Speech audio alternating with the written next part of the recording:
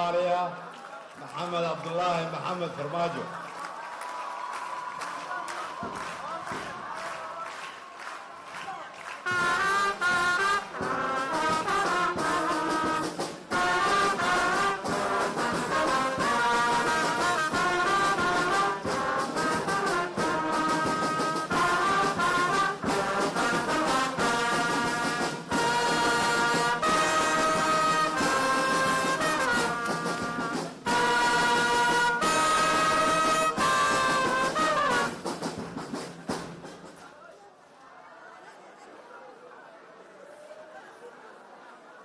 بسم الله الرحمن الرحيم. gudoomiyaha aqalka sare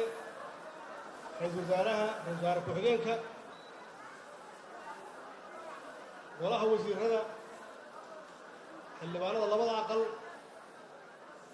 taliyaasha ciidanka qalabka sida dhammaan ka qaybgalayaasha munaasabadan ururada bulshada culamaa udiinka صحافة بامبيدا. السلام عليكم ورحمة الله وبركاته.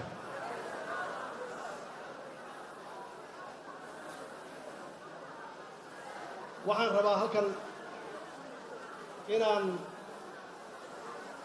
uga mahad celiyo taageerayaasha ciidanka qalabka sida iyo dadka ku bixiyay dhaqaalaha iyo qalabka anigoo ah taliyaha guud ee ciidanka qalabka sida oo ku hadlaya magaca ciidanka waa idinka guddoomay waa idinkaga mahad celinaya taageerada aad taageersan tihiin ciidanka qalabka sida aad iyo aad yaan idinkaga mahad celinayaa. waxaan rabaa inaan waxyar idinkaga sheego ciidanka waxay yihiin. anigu ciidanka waxaan bartay 2010 iyo 2011 markii ay shabaabku haysteen xamar 75%. aniguna aan ahaa ra'iisul wasaaraha oo ay maalin walba nagu soo weerarayeen madaxtooyada oo ay ciidamada leynayeen yaan waxaan ogaaday ciidanka aan haysanno iyo ciidanka Soomaaliyeed geesinimadoodu waxay yihiin. waxaan rabaa ummadda Soomaaliyeed oo halkan fadhida iyo kuwa daawanayaba inaan baro ciidanka Soomaaliyeed caawa waxay yihiin.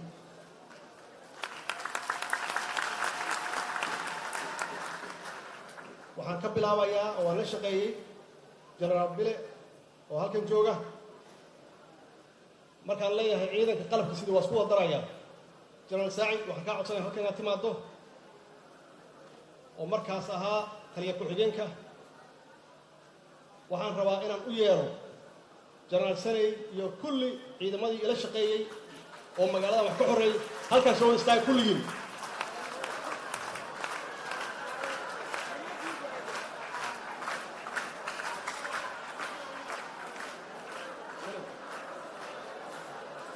ciidankii magaaladan ka xoreeyay shabaab 6 sano ka hor waxaan rabaa halkan inaad soo istaagtaan oo ay dadku idin arkaan. maxaa yeelay magaalada aad arkaysaan hadda waxaa ku daatay dhiig badan, dad badan yaa naftooda u huray. waxaan doonayaa inaad ogaataan waxaad ku fadhidaan caawa inay tahay dhididka iyo dhiigga iyo maxaan ku idhaahdaa halgamayaashaan halkan taagan.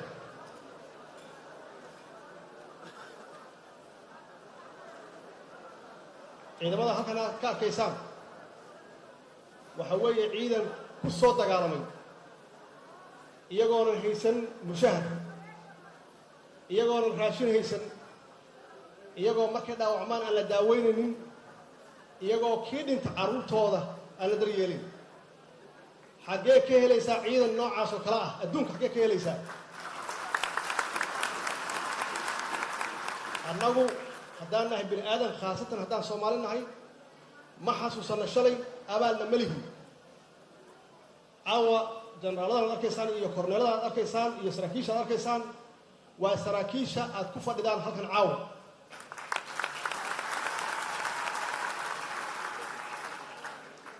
maxaa yeelay xaaladda hadda aad arkaysaan xaalada adaga ka soo horreeyey oo aad iyo aad u dhib badan. sidaas darteed waxaan leeyahay maanta oo ay bishu tahay 8 Julaayo 2017 waa maalin geli doonta taariikhda Soomaaliyeed baal dahab ka gelaysa maxaa yeelay waxay tilmaamaysaa wadajirka shacabka Soomaaliyeed iyo ciidanka Soomaaliyeed wadajirka dawladda iyo shacabka Soomaaliyeed mas'uuliyadan ma laha dawladda kaligeed ma laha difaaca dalka ma laha ciidamada kaligeed ma laha qof walba muwaadin ah yaa iska leh difaaca qaranka qof walba Soomaaliyeed yaa laga rabaa inuu dhinto oo dhiiggiisa u daadiyo haddaad doonaysaan inaad ku noolaataan dal sharaf leh waxaan hubaa qof walba halkan fadhiya inuu doonayo inuu ku noolaado dal magac leh oo markuu uu safraayo baasaboorkiisa iyo isaga aan la dhibayn oo la xurmeenayo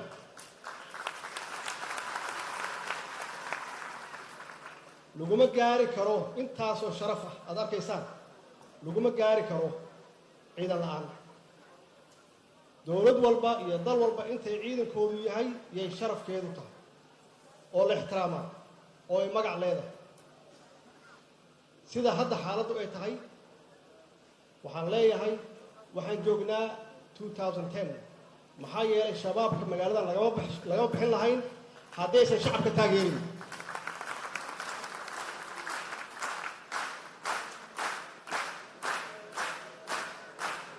shabaab waxaan uga adkaanay oo aan magaaladan uga horeynay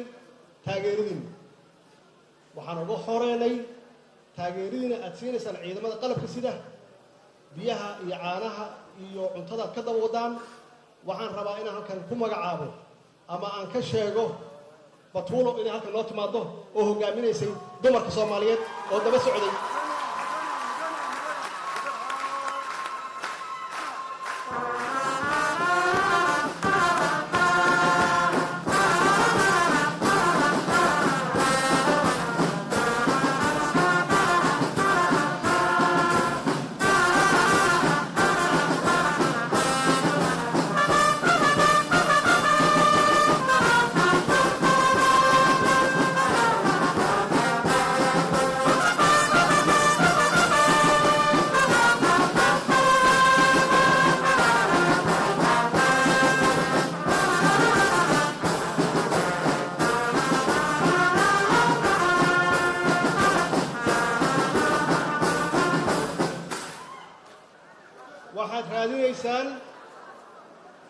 waxaad raadinaysaan dalkiina inuu sharaf lahaado macnaheedu waxay tahay inaan isku tashanno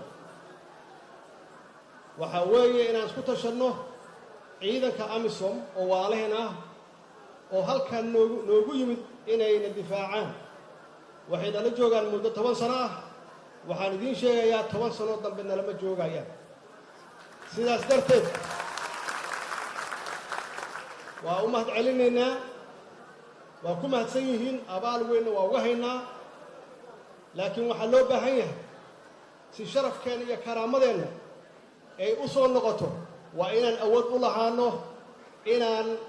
dhulkeenna cirkeenna iyo baddeenna aan gacanta ku hayno aan difaaci karno waxaana difaaci kara ciidanka xoogga dalka Soomaaliyeed waxaa difaaci kara ciidanka qalabka sida difaaci kara laakiin ciidanku kaligiis ma difaaci kareen dal waxa lagu difaacaa laba arrimood waxa lagu difaacaa dhiig lagu bixiyo iyo dhaqaale lagu bixiyo dhiigii waa bixiyeen waana bixinayaan kuwa badana waa qoranaynaa way bixin doonaan yaa dhaqaalaha bixinaya dhaqaalaha ma waxaan ka sugaynaa shisheeye dhaqaalaha annaga hayna dhaqaalaha idinka haya jeebabkeena ugu wada jiraan ma ka soo bixinaa jeebabka walaalayaal dadka Muqdisho jooga iyo dadka Soomaaliya jooga iyo dadka qurbaha jooga haddaad doonaysaan dal sharaf leh oo aanan idinku dhibin eraboorada oo aanan magac xun Soomaaliyeed lahayn waxa weeye qof walba waa inuu qaybtiisa qaato haddii qof uu naftiisa huray oo dhiiggiisa uu ku daadiyay waxaa loo baahan yahay idinku inaad ku kabtaan wixii dhaqaale ah haddaydan dhaqaale bixin waxay la tahay inaad kabtaan inaad ku jirtaan xaaladda sharaf xumo iyo karaamo xumo inaad ku jirtaan waxaan idin leeyahay walaalayaal waa ognahay ciidanka Soomaaliyeed marxaladii soo maray waxaan soo joognay ciidanka Soomaaliyeed difaac kaliya ma ahayn sida rag odayaal halkan uga sheegeen ciidanka Soomaaliyeed inay qayb ka soo qaateen la dagaalanka ama taageerada gurmadka abaaraha inay gacan siin jireen waxay qayb ka soo qaateen waan ognahay inta ay ka gudbeen inay dalka difaacaan oo ay ka gudbeen gargaarka dadkooda iyo shacabkooda ay u gudbeen inaan u tagno dawladaha dariska nala Kenya Tanzania iyo Uganda oo hadda nala jooga halkan markay dagaalameen inay dhex galeen oo ay peacekeeping ka noqdeen oo ay kala celiyeen meeshaan higsanayno hadda waa meeshaas weyn meeshaan higsanayno ma aha shabaab iyo la dagaalankeeda shabaab waa ka adagnahay maxaa yeelay waxaad haysataan ciidan fiican oo aan sii kordhin doono iyo shacab wanaagsan waxaan aaminsanahay sidaan uga adkaanay shabaab magaaladan aan uga adkaanay inaan muddo kooban oo 2 sano aan shabaab uga adkaan karno oo dalkan aan ku soo celin karno nabadgelyo iyo sidoo ahaan jiray walaalayaal mudanayaal iyo marwooyin waxa weeye hadal waxba ma taro Soomaaliya hore wuxuu tiri hadal yar iyo hawl badan waxa noo yaala hawl aad iyo aad u culus annagu haddaan nahay dawladdii waxaan qaadanaynaa mas'uuliyaddii aad nagu soo doorateen oo ku soo doorateen xildhibaanada sharafta leh oo soo doortay intii hadda aan joognay bilihii yarka aan joognay waxaan idin sheegaynaa waxaan qabanay haddaad u aragtaan inaydan gacan nagu siin karin noo sheega iyo meeshaan wax ka sixi karno laakiin waxaan aaminsannahay 4 bilood iyo 5 bilood aan joognay inaan qabanay howlo aad iyo aad u baaxad weyn ay ugu horeyso ka hortagga abaaraha xasilinta caasimadda bixinta mushaharaadka aan joogto ka dhignay dardargelinta shaqadii wasaaradaha bilicda iyo maxaan ku raahdaa magaalada Muqdisho oo aan bilaawno nadaafadii inaan bilaawnay la dagaalanka musuqmaasuqa inaan bilaawnay maxaan ku raahdaa diyaarinta iyo ansixinta hindisaha sharciyeedyada oo aan geenayno muddo dhow aan u geenayno baarlamaanka sidaad ogtihiin guushii ugu dambeysay waxay ahayd in dhalinyaro Soomaaliyeed oo ku xiran oo dhan 120 aan xabsiyada ka soo deynayno muddo yar gudaheeda waxaan qabanay shir weyne oo wada tashi oo la xiriira arrimaha dib u heshiisiinta walaalayaal hawshu fara kama qodna hawl aad iyo aad u culus yaa noo taala laakiin la'aantiin wax ma qaban karno waxaan u baahannahay shacabka Soomaaliyeed waxaan uga baahannahay in aad amniga nagala shaqeysaan mar walba waan raahnaa waxaan u baahannahay inaad dhaqaalaha nagala shaqeysaan oo canshuuraha bixisaan haddaad labadaas samaysaan waxaan idinka ballan qaadaynaa inaan la tartanno mar walba waan raahnaa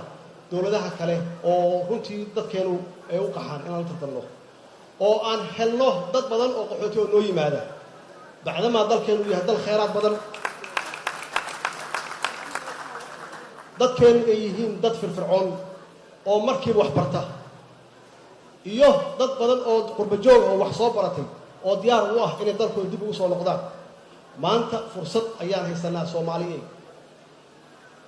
waxaan idinka doonaynaa inaad taageertaan ciidankeena inaad dhaqaale ku bixisaan haba ugu yaraato hadday noqoto $1 gabadhii hadda meeshaan joogtay oo ka hadlaysay khayr Allah siiyo iyadoo caruur korsanaysa iyo $1 bixisa oo aan shaqaynay macnaheedu waxay tahay wixii aan rabno wax waa ku bixinaynaa gabadhaas waxay cadeysay inay tahay gabar wadaniyad idinkuna wadaniyiin ayaa tihiin qof walba oo na dhageysanaya hadda waxaan hubaa inuu aaminsan yahay inuu rabo inuu gacan siiyo ama taageero ciidamada qalabka sida oo maalin walba dhifayska noogu jira annagoo halkan fadhina oo ay kanaacada u cunaysaa oo xabadda ugu dhacaysaa ee u dhaawacmayaan iyagoo laga yaabo inaysan waxba cunin laga yaabo inkastoo aan ka shaqeynay waayahan dambe intii aan joognay xilka aan helnay inaan siina mushaaharo joogto waana ku wadaynaa mushaaharo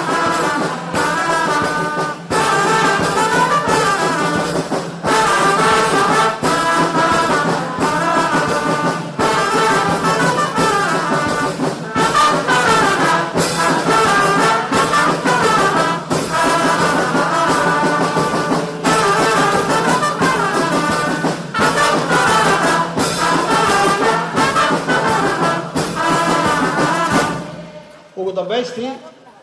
waxaan rabaa inaan halkan uga yeero guddiga taakulaynta oo aan u magacaabay guddoomiye jenaraal maxamed jaamac qaalib jenaraal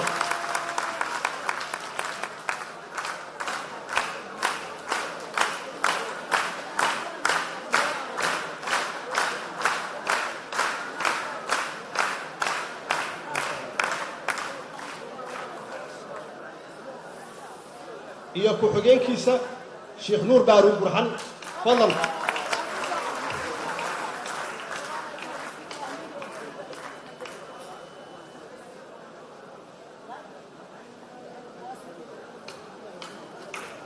سمية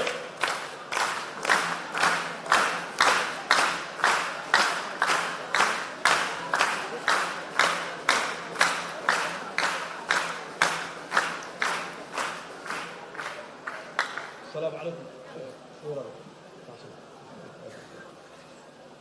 waxaan idiin sheegayaa labadan Soomaali waxaan u magacaabnay inay yihiin dad xurmad iyo sharaf badan ku leh ummadda Soomaaliyeed xilal badanna hore uga soo qabtay oo aan aaminayno waxaan intaasaan ku darayaa dhaqaalahaas la aruuriyay gacanteeda ku soo dhacaysa bacdama aan ahay taliyihii guud ee ciidanka qalabka sida ee Soomaaliyeed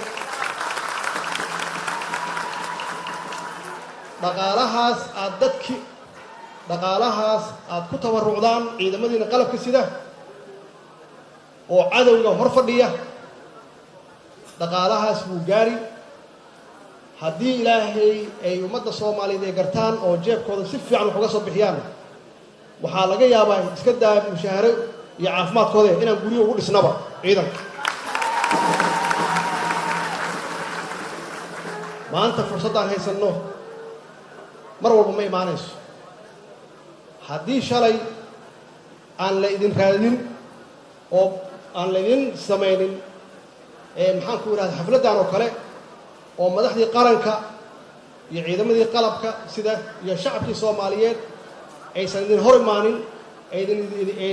aysan idin hor keenin waxay u baahan yihiin waxa weeye maanta waa idin hor nimid waa idin hor taagannahay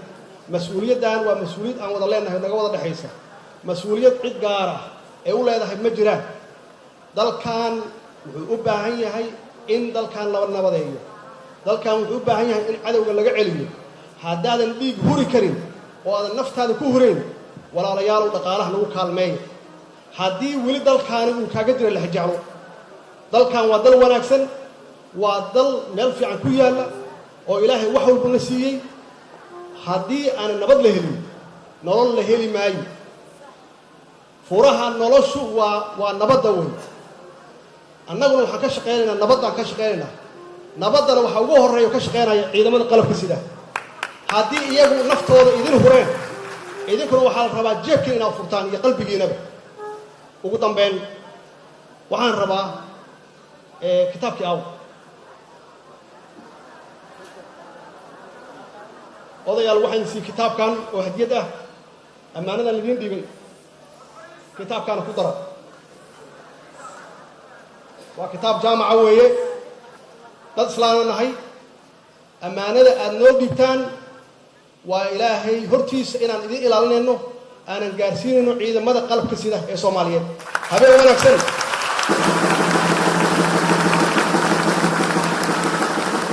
Soomaali ha noolaato Soomaali ilaahay ha nooleeyo Soomaali ha israacdo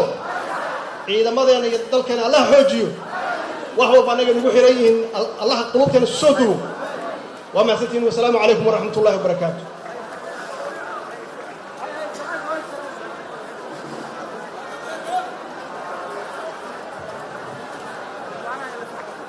الله فرستو سلامته مدحوينها مسؤولينتا الله فرستو سلامته كدب سي ترتيب الله بحياه نظام سن